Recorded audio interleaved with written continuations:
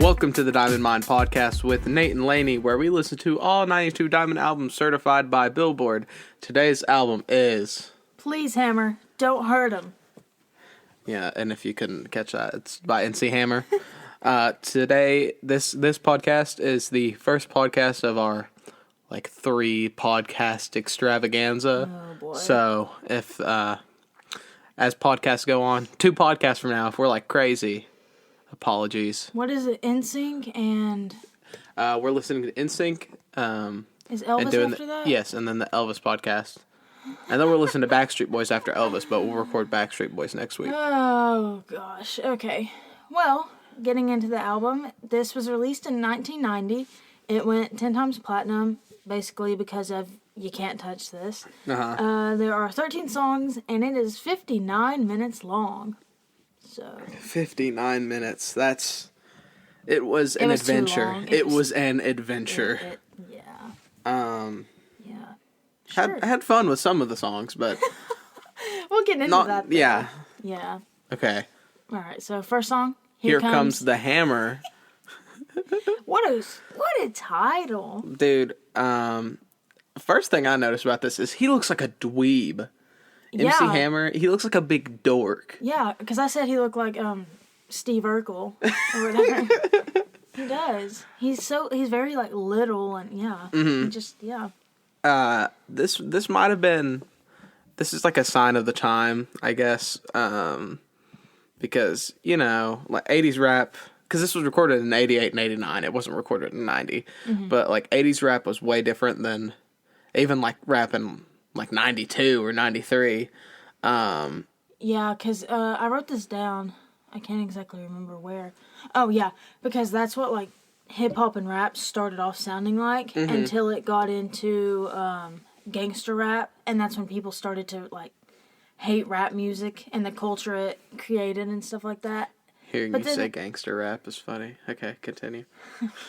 Okay, great. Thank you. And then that's how all the other evolutions really took place. But yeah, this was basically one of the, I guess, part of the backbone of hip-hop, which is really weird to think about, but... I wrote that it sounds like the beat was made in a tin can, which is kind of how a lot of these beats are. It's not nearly, how beats are now. Do-do-do-do, but it's that specific, Yeah, I know what you're talking about. It literally sounds it's a lot more beating. electronic and, I don't know how to describe it, but it's not how nowadays beats kind of just sound like the stereotypical clap and the there's obviously the bass and then there's probably a snare, the clap, yeah. But then the clap. Whoopsie. Yeah, because it was just very simple, very synth kind of related because like you said, this was recorded in 88, 89, so that does kind of make sense. I thought this one, though, also was just a glimpse into You Can't Touch This. Yeah. Mm-hmm. So... This song was way too long, by the way. It was 4.5 minutes. He should have stopped it, too. It was a very dumb song, and that's how I feel about a lot of these MC Hammer songs, is they were just dumb. We'll get into more of it. I'll explain it when we get to some of the dumb songs. Yeah. I had a good beat because it was similar to You Can't Touch This, and that was, the popular song. But it was so repetitive. Yes. And the fact that it did last for 4.5 minutes was just absurd. It was garbage. But even though this album, wasn't the best... Sorry, Mr. Hammer. Mr. Hammer. Mr. MC. This was rap's first ever diamond album. How about that? Yeah. Good job, You Can't Touch This and company. Yeah, seriously. But, you have anything else to say about this song? No, you can continue. I'm going to look up what Billboard actually said about this, because I want to read About the album, or the... About the album, okay. Yeah. So I guess I'll just move on to the next thingamajiggy.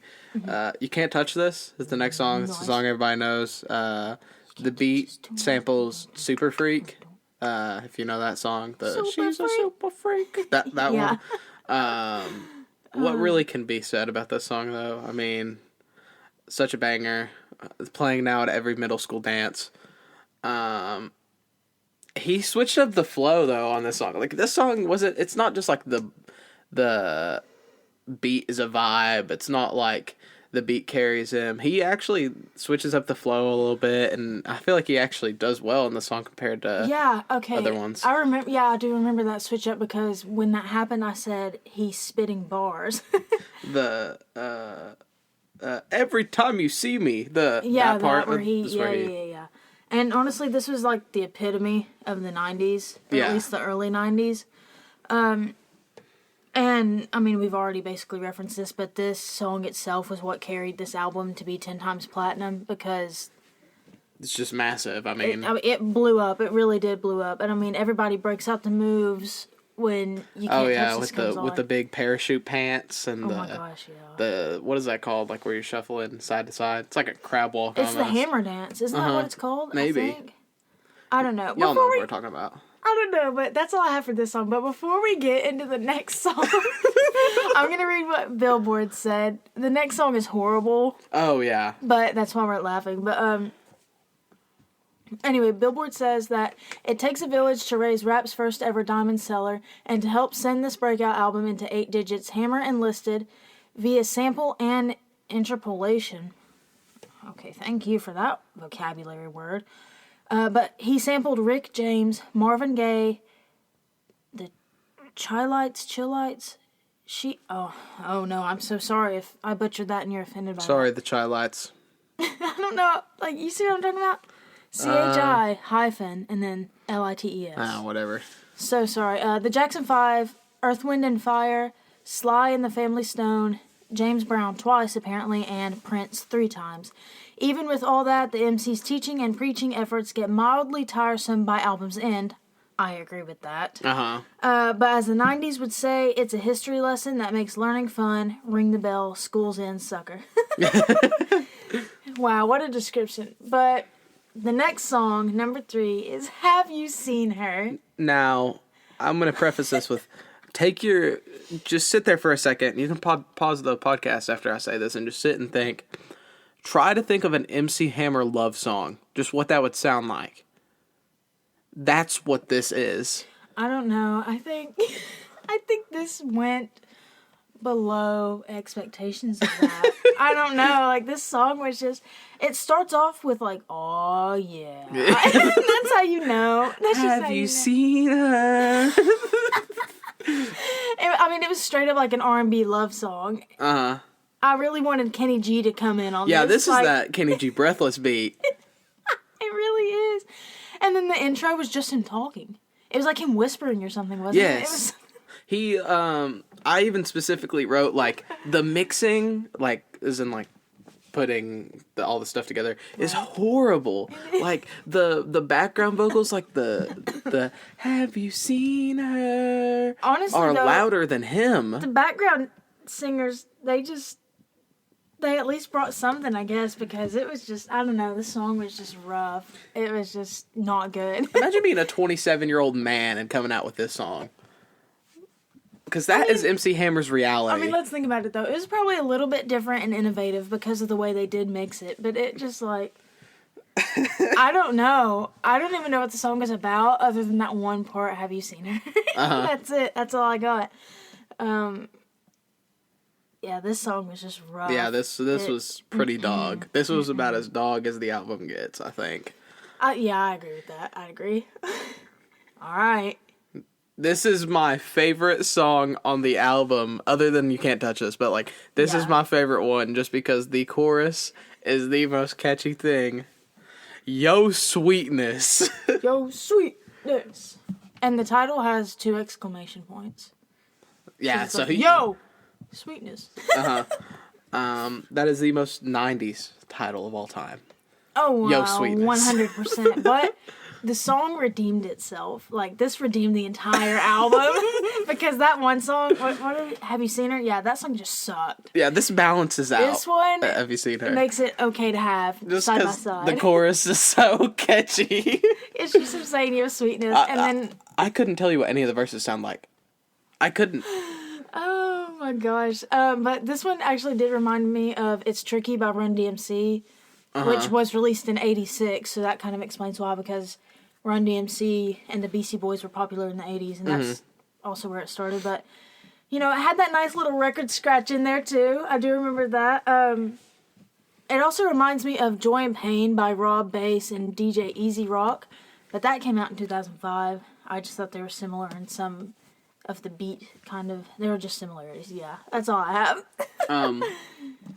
This reminded me of, I don't know if you know this, but the DK rap, the "So they're finally here." Yeah. Performing for, yeah. Can I just play the yell of this? The Yo Sweetness. Have you seen it? Go for it, All right. Annie.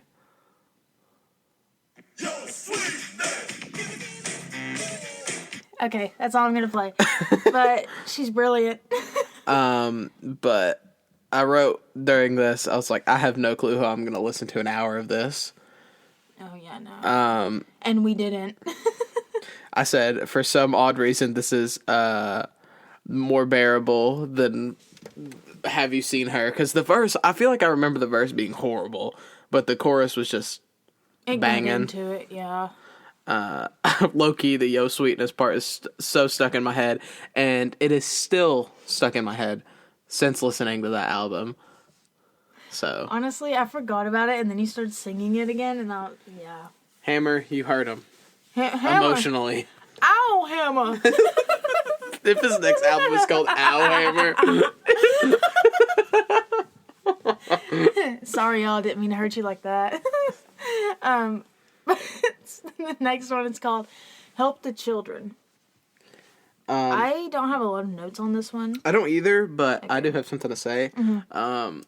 He kind of tackles, like, big issues in this album, like black empowerment and, like... oppression. Yeah, oppression. And that's kind of how this song was, and it kind of caught me off guard. It did too, because I didn't take him seriously, really. Yeah, I mean, I'd only heard You Can't Touch This, right. and I just listened to a song called Yo Sweetness,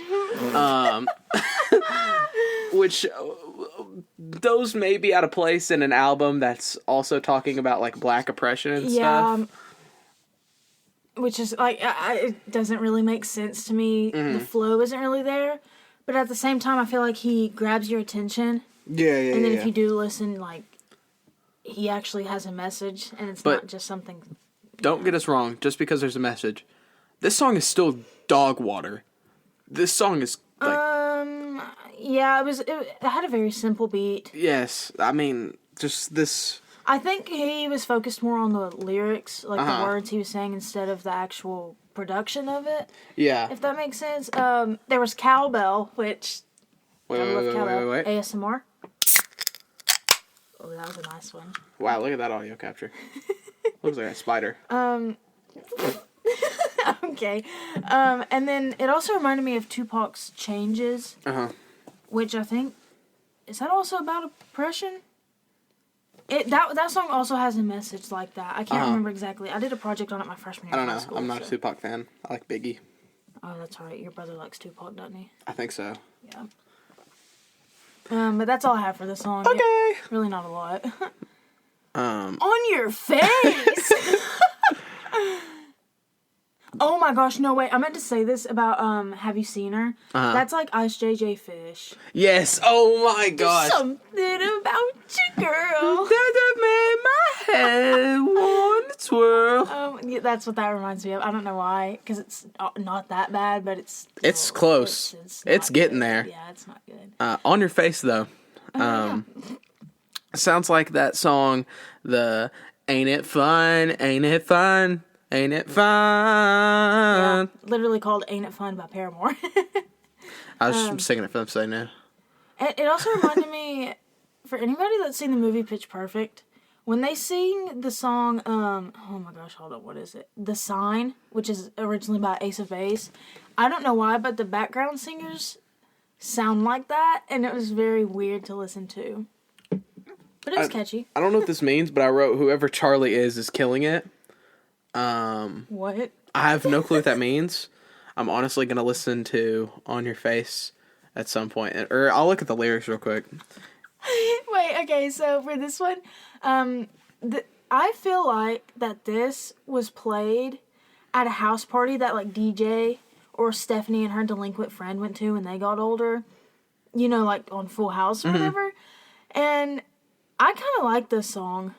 I won't lie. Oh, I wrote that this one is less dog water than most of everything on this album so far, but to be fair, we were only a minute in when I wrote that. That is true. I also said that it might be one of the best ones on the album.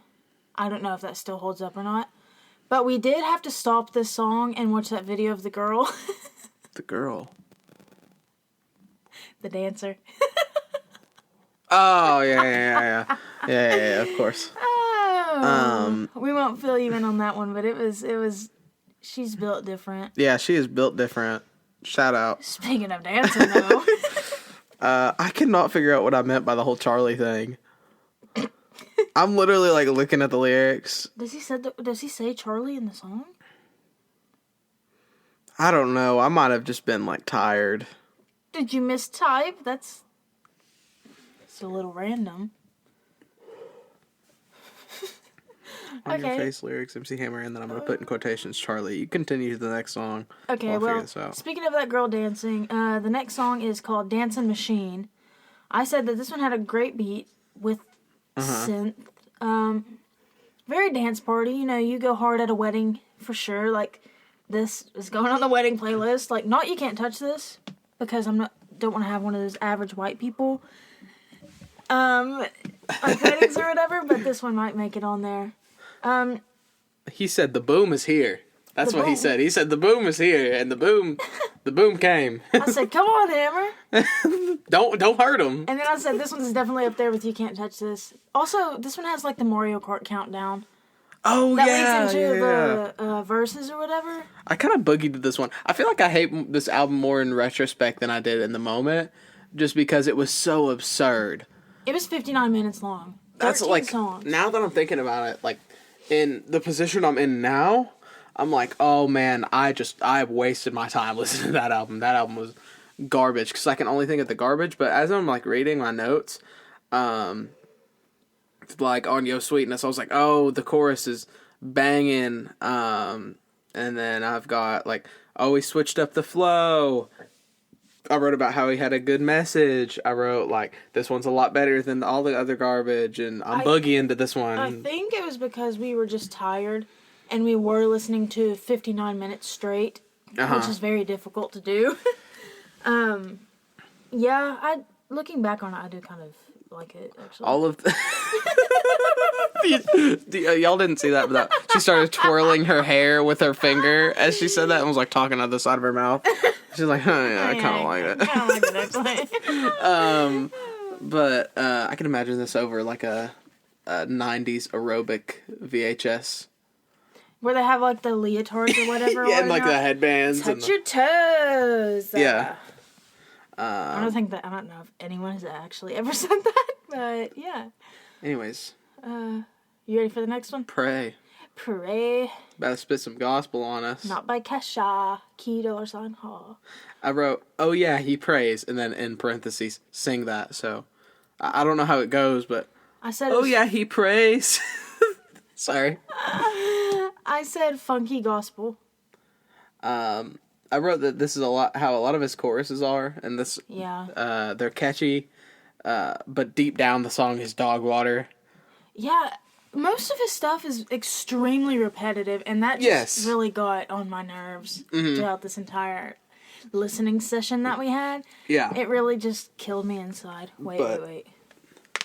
Oh. Okay, sorry. This song has no business being 5 minutes. I'm sorry, MC Hammer. 5 minutes? Yes, there's so many songs on this album that are way longer than they need to be. Or maybe he should have just released them on a different album, like a conceptual album instead of... Wait. I think the Oh Yeah, He Prays, that was the chorus part of it. And he said that for, like, most of the end. Hold on. I'm sorry, guys, I have an ad. Continue. So how are your days going today? Wow, that's a good one. Yeah, we're just gonna wait for this little chorus to come up. We're gonna wait, Yo, sweetness! I really don't know. Nate's pulling it up right now. Yeah. I'm trying to find it without... Hit him with that fast forward. Yeah, yeet. Yeah. Okay, I think I found it. Okay. I didn't listen to it hard though, because I had it on like one volume.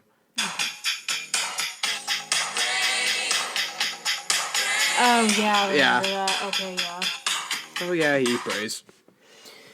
Oh yeah. So I forgot he about prays. that one. Dude, no. Okay, wait. This next one though, Crime Story. This was a crazy one. That was absurd. This one was. This would me and Lainey my like gosh. both had our mouths open, looking at each other. It was a gape. This was when Our mouth holes were ajar. our jaws had hit the floor like this. Ow! Oh my! I hit the fingernails. Oh, hated that. This one was like Smooth Criminal on crack. Dude, Because it was literally gang violence. I'm pretty sure that's what it's about. This was about like, this is like gangster rap before gangster rap. He was gangster rap. I did not think this Melvin looking dude was gonna sing about gunshots and violence. Eugene. Yeah, this dude looked like a Eugene. I wrote that this is not murder on my mind. But there were like sirens in the beginning. And then there was so many gunshots throughout the song, and they were all so different. Oh my gosh. I said, I just want to know who got shot up. And then there was like a getaway driver. This song also said, and I didn't, this isn't like a direct quote, so I might have just misheard it, but I'm pretty sure he said, "How about smoking my butt?" to somebody. I wrote down smoking his butt and a bullet in his mouth. What a legend. But yeah, this song was very like real and aggressive. And it was nothing like anything else on the album. That's exactly what I have written down. Like, it was nothing like that. And there isn't anything else after this that's like that. I've never heard anything like this before. I mean, I don't listen to a lot of rap or hip hop and stuff, but like, I really have never heard anything this violent in a song. It was like, without the lyrics like if you listen to Biggie Smalls, it's like that, I forget what the song is, but it's basically he's rapping to his younger self about them going and hitting a lick, and then after they're in a car and they're driving away, and the cops see him, and then they have like a shootout with the cops, I'm pretty sure. And it's kind of like that, like just gunshots in the middle of the song, though. But no, it starts off in the beginning, and then goes in the middle, and then it happens at the end, too. But somehow through all of this, I still thought it was catchy. I don't know what's wrong with me. I think I was delirious at this point. I have 9 missed calls. What? Sorry, guys. From who? How many songs do we have left? 1, 2, 3. Like 4. 4. Oh. Oh, the next song. I don't even want to say the title. I'll say it. Okay, so the next song is She's Soft and Wet. And I'm Uncomfy, Hammer. When this song came on, it was cringe. So cringy. I said, what the heck is the title, bro? It has a good beat, just about him hitting on a girl, pretty much. Too far, Hammer, too far. Garbage content. I bet he calls it Little Hammer. Abysmal. I wrote that a decision led me to this exact experience, and it makes me want to barf. Oh my gosh. This song, I don't even have anything wrote about this song other than that it's horrible. Written? Is it written? I don't have anything written. I think it's written. Okay. I don't have anything else written about this song other than that it's garbage. I love that we correct our own grammar here. Anyway. Of course. Yeah, moving on from that atrocious number that he put together. Black is Black. I think I have it accidentally wrote down as Black is Back. Yeah. Oh, wait. Is it Black is Black or Black is Back? Crap. Hold on. I'll find it. Anyways, this is another one that's like Black empowerment, about Black empowerment and stuff. Black is Black. Okay, that's really, I don't know. That doesn't make sense to me. I know. He starts off kind of spitting, but yeah, he's just going about his Black empowerment stuff. I'm pretty sure, right? Yeah, I wrote Black empowerment. That was the first thing I wrote down. I also said that this one reminded me of Smooth Criminal, which is a little interesting that I mentioned that before. I said that this one actually, he came in strong with this one. It was pretty powerful. That's all I have written down, really. All right, that's cool with me. Let's go deeper into your mom. I didn't need. That's not what it's called. It's called "Let's Go Deeper." Nate's just a freak. I said, Mr. MC. No, we don't need to go deeper. Chill, man. I wrote this. I can't tell if this is about to be about sex or mental health. Wealth. The hell. What? What? Oh no. Would you? It just the podcast ends. It's like you hear like the noise that happens when you turn off an old TV. It's like it's just static. Anyway, what were you trying to say right then? I can't tell if this is going to be about sex or mental health. That's a pretty big difference. Well, I mean, for reference, it reminds me of "Push It" by Salt and Peppa. So that should really, I mean, he really defined 90s hip hop right here. This one wasn't bad. I was very checked out. We were over it, honestly. Yeah. But there was a lyric in there that said, "Abolish ignorance in our people," and I like that one. I think that's the only line I caught. Quote. MC Hammer is my senior quote. Honestly, Angie would love that. Yo, sweetness. That's your senior quote. Is my weakness. It just clicked with me because the title has the 2 exclamation points, right?